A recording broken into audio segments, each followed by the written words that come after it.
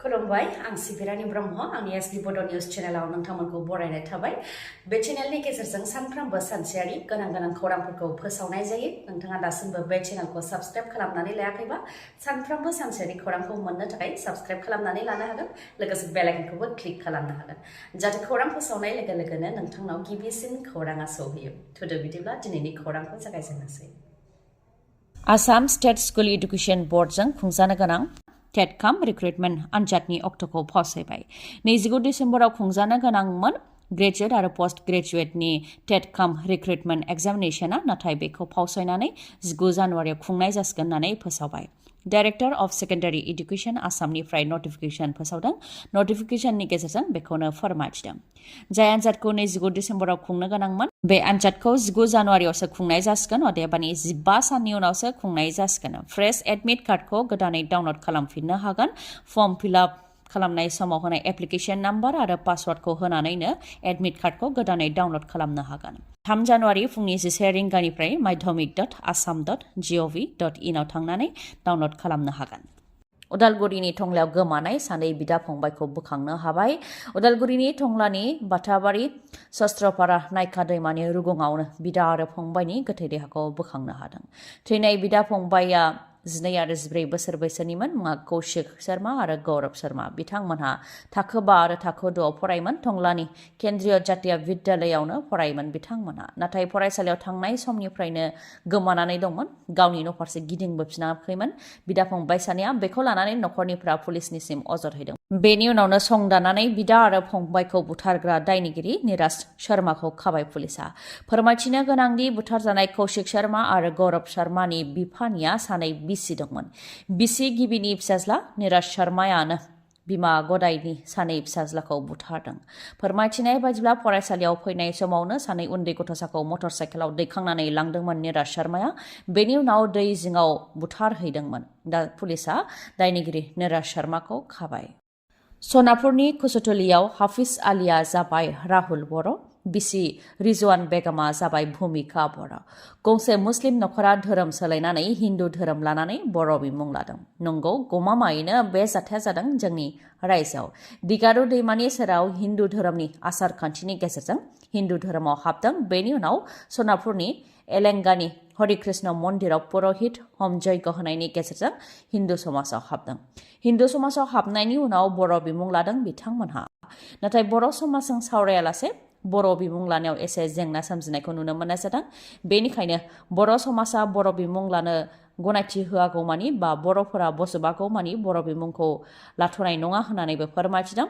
आरो जुदि बर'फोरा बजबनानै लायाबा गुबुन समाजनिजों रायज्लायनो गोनां जागोन होननानैबो फोरमायथिदों फोरमायथिबावनाय बायदिब्ला कुसुतलियाव इभिक्सन खालामखांनायनि उनाव लक्ष्मी फुजा खुंदोंमोन बे लक्ष्मी फुजानिफ्रायनो बिथांमोनहा हिन्दु धोरोमाव हाबनो गोसो जादों होननानै फोरमायथिदों बे लेखायै हिन्दु समाजाव हाबनो थाखाय विश्व हिन्दु परिषद RSS आरो बजरं दलजों सावरायदों आरो बे लेखायै न'खरनिफ्राय 2 दान जानगाराव थानानै दा हिन्दु समाजाव हाबबाय होननानै फोरमायथिदों मोनफ्रोमबो बियाबाव मोन 50 सेल्फ हेल्प ग्रुपनो बोसोरसेयाव 25,000 राङै होनाय जागोन लेखा गोरों लाइमोनफोरनि थाखाय 100 कौटि रां बाजेट होनाय जागोन रायजो राजाफोरनो बायदि रादाय होनायखौ UPPL दोलोनिफ्राय खोनानो मोननाय जादोंमोन नाथाय दा हाग्रामा महिलारीनि खुगायावबो बेरखांदों बेफोर रावा सोरखाराव फैयोब्ला BPF दोलोआ मा खामानि मावगोन बेखौ लानानै प्लानिं खालामनाय जागासिनो दं होननानै फोरमायथिदों हाग्रामा महिलारीया BPFनि गाहाय हाग्रामा महिलारीया प्लानिंनि सोमोन्दै फोरमायथिदों दि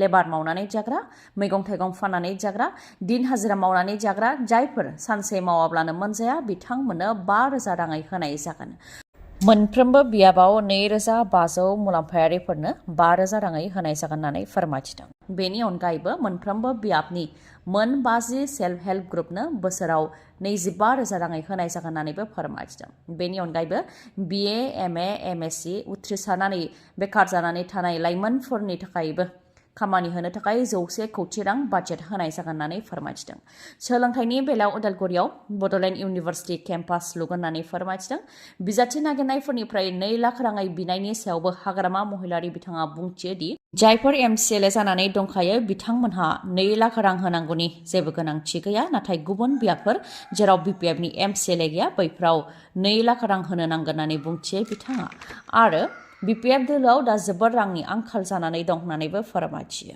BPFनि कर्मचारिफ्रा जोबोद खस्थ'नि गेजेरजों खामानिखौ मावगासिनो दं। BPFनि MLA-फोरनाव रां गैया, बेनिखायनो सोरबाफोर दाहार होयो नामा बा लन होयो नामा बेखौसो नागिरगासिनो दं। अब्लाबो बिसायख'थिखौ गोख्रोङै गेलेगोन आरो खमैबो 25 मासियाव देरहानानै सोरखार दागोन होननानै बुंथियो हाग्रामा महिलारिया। धेमाजि सिला फोथाराव गिख्रंथाव अर खामनाय जाथाय। जि हलसेलनि गुदाउनाव अर खामनायजों लोगोसे गुबुन गुबुन गुदाउन आरो गंथाम गंब्रैसो न'आवबो अर खामदों, जायजों सिलिंखार जादों गासैबो नखरा। फोरमायथिनाय बादिब्ला सानजौफु 12:30 समावनो बे अर खामनाय जाथाया जादों। गंनै गंथाम गुदाउनजों लोगोसे गंथाम गंब्रै न'आबो खामनानै सेवहांगार जादों। अर खामजेननाय लोगो लोगो जि जोमफोरखौ गुबुन दाबसे जायगायाव गारहरदोंमोनब्लाबो गेदेर हलसेलनि गडाउननिफ्राय 10निफ्राय 15 लाख रांसोनि जि जोमानो खामनानै सेवहांगार जादों होननानै फोरमायथिदों। ओजोंहाय खामजानाय नखरफोरनिफ्रायबो बेखौनो फोरमायथिदों दि न' जेसेबां गोनां मुवा बेसाद फोरमान बिलाइफोर दंमोन बेफोर खामनानै सेवहांगार जादों, लोगोसे गहेना अलंकारफोराबो खामनानै सेवहांगार जादों होननानै फोरमायथिदों। अर खोमोरग्रा बिफाननिफ्राय गंबा गारिया फैनानै 1.25 घन्टानि उनावसो अरखौ खोमोरफैनो हादों होननानै फोरमायथिदों। फैबाय थानाय बिसायख'थिखौ लानानै साखाफारा जादों UPPL दोला। जायगा जायगा जयनिं हाबाफारि खुंनायखौ नुनो मोननाय जादों। बाक्सा जिल्लानि मसलपुरावबो UPPL दोला गेदेरथार जयनिं हाबाफारि खुंदों, जेराव आसुनि बारग' गाहाय नेहाथारि हरिकृष्ण पाठकआ गावनि मददगिरिफोरखौ लोगोआव लानानै UPPL दोलाव जयनिं जादों। EM राकेश ब्रह्म आरो EM धनन्जय बसुमतारी बिथांमोननि नुजाथिनायावनो आसुनि बारग' गाहाय नेहाथारि हरिकृष्ण पाठकआ गावजों लोगोसे गावनि मददगिरिफोरखौ लोगोआव लाफानानै UPPL दोलोआव जयनिं जाबाय। बिटिआर गोरोबथाखौ गोजोन गोरोबथा होननानै बुंनाय जायो, मानोना हाथियार लानानै सोमावसारग्रा आफाद NDB आफादा हाथियारजों आरो सोमावसारला होननानै हाथियारखौ गथायदोंमोन आरो बिटिआर गोरोबथा गोजोन गोरोबथाखौ खालामदोंमोन। नाथाय बिटिआर गोरोबथा खालामखांनायनि उनावबो बारग' NDBनि गायसनगिरि आफादगिरि रन्जन दैमारिजों लोगोसे NDBनि गोबां दैदेनगिरि आरो केडारफोरानो दासिमबो जोबथेसालिनिफ्राय उदां जानो हायाखै। जेरावनाखि आलफाफोरा गोजोन गोरोबथा खालामखांनायनि उनाव बिथांमोननि केडारफ्रा सासेबो जोबथेसालियाव गैला। आदिबासि आरो सान्थालिफोराबो गोरोबथा खालामनायनि उनाव बिथांमोननि केडारफोराबो जोबथेसालियाव गैला। नाथाय बारग' NDBनि दैदेनगिरि आरो सोद्रोमाफ्रा दासिमबो जोबथेसालियावनो दङ। बिथांमोनहा हाथियार लानानै जेबो गोजोन गैयै थासारि सोमजिहोला होननानै गावसोरनि हाथियारखौ गथायखाबाय।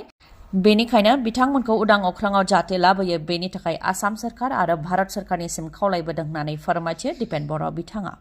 बिथांमोनखौ उदां खालामनो थाखाय जि लामा लानो नांगौ बेखौ आसाम सोरखार आरो भारत सोरखारा जाहाथे लायो, बेनि थाखाय खावलायो होननानैबो बुंथिबावो दिपेन बर'आ।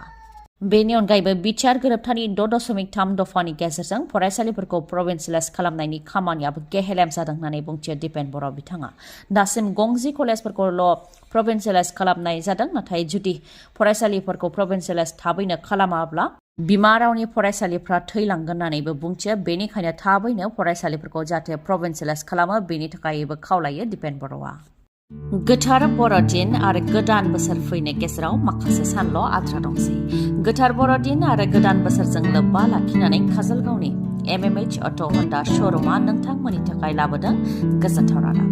3 जानुवारिनि सिगां बायोब्ला नोंथांमोनहा मोननो हागोन बायदि बायदि अफार। शाइन 100 मटरसाइकेल बायोब्ला 2000 रां केशबेक मोननो हागोन। SB 160 मटरसाइकेल बायोब्ला 2000 रां केशबेक मोननो हागोन। बेनि अनगायैबो 3 जानुवारि 2025नि सिगां मटरसाइकेल बा स्कुटि बायोब्ला नोंथांमोनहा 3000 रांबो सेभ खालामनो हागोन। लोगोसेनो काजलगावनि MMH अट' हन्डा श'रुमाव मटरसाइकेल बा स्कुटि बायोब्ला ल' डाउन पेमेन्ट अदेबानि खम रां होग्रोनानैनो मोननो हागोन।